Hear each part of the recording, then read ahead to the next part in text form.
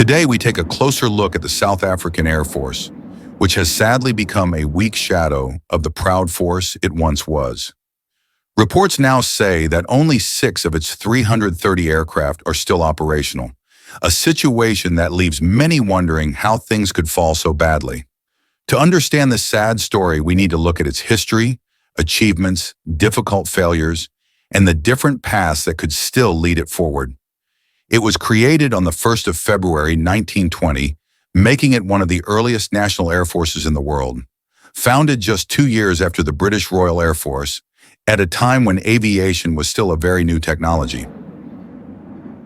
Colonel Pierre van Rynveld, a brave and experienced pilot from the First World War, was chosen to lead and shape this new military service. Van Rynveld had a strong vision for the future of aviation, and even flew one of the first planes from London to Cape Town. In the early years, the Air Force operated a modest fleet of 113 aircraft, made up of trainers, bombers, and fighters supplied by Britain. Throughout its history, our Air Force achieved several successes, earning a reputation for courage, professionalism, and effectiveness on many battlefields.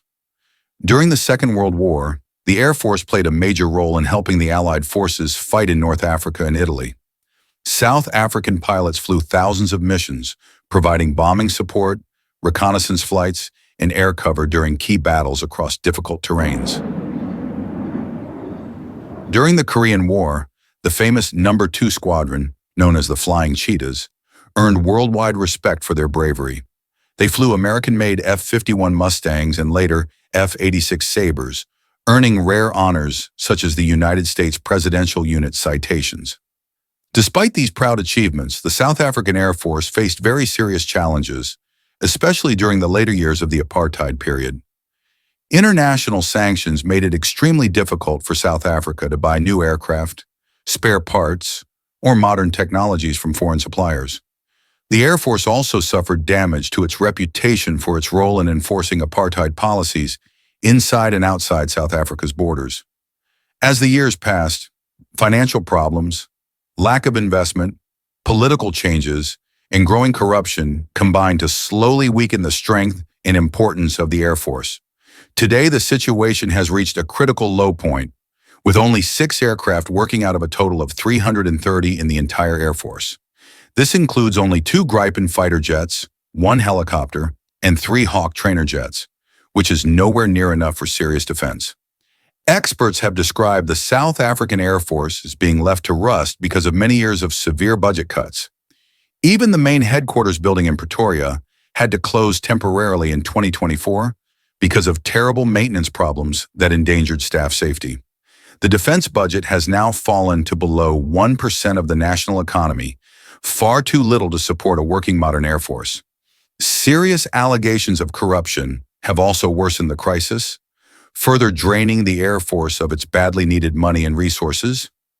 In 2019, millions of rands meant for maintenance and upgrades were reported missing, with some officials accused of taking bribes to give contracts to poor companies. The fighter fleet, which includes the once proud Gripen and Hawk jets bought in the early 2000s, is now aging badly without proper maintenance or upgrades. With no major outside threats and politicians focusing mainly on domestic problems, the Air Force has been pushed aside and neglected for too long. Many military experts now suggest using drones as a cheaper, quicker solution to rebuild some of the Air Force's lost abilities. Drones like the Turkish Bayraktar TB2 or South Africa's own Milkor 380 could be used for important tasks like border patrol, surveillance, and even small attack missions. They cost much less to operate and maintain compared to traditional fighter jets, making them a smart choice for a country with limited defense funds. However, drones cannot fully replace manned fighter jets, especially for protecting airspace against serious or high-tech threats. Helicopters also remain very important for the Air Force, especially for search and rescue missions, disaster response, and fighting wildlife poaching. Upgrading the current Oryx and Royvalk helicopters, or buying cheaper new models like the Airbus H125, could help restore some basic capabilities quickly. Focusing on a few key missions like air defense, maritime patrol, An emergency response could allow the South African Airforce to survive and recover. Working more closely with neighboring countries like Botswana or Angola could spread costs for training, maintenance, and equipment. Partnering with private companies for maintenance work could also help improve efficiency and lower overall costs while still supporting the country's defense needs.